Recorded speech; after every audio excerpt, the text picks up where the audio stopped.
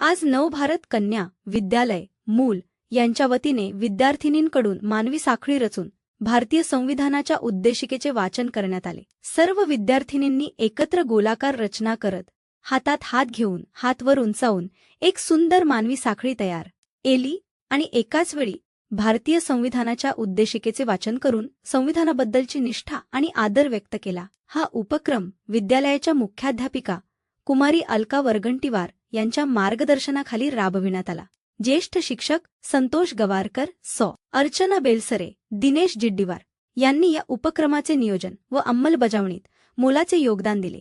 यावेळी विजयसिंग धावार, कुमारी उज्ज्वला चहांदे, कार्तिक नंदुरकर, धीरज नौकरकर, राकेश नखाते यांसह अन्य शिक्षक उपस्थित होते। संविधानाबद्दल जागरूकता निर्माण करण्याचा आणि विद्यार्थिनींत देशभक्तीची भावना दृढ करण्याचा हा उपक्रम अत्यंत स्तुत्य ठरला। नवभारत कन्या विद्यालयाच्या विद्यार्थिनींनी एकतेचा आणि संविधान निष्ठेचा सुंदर संदेश आज समाजाला दिला।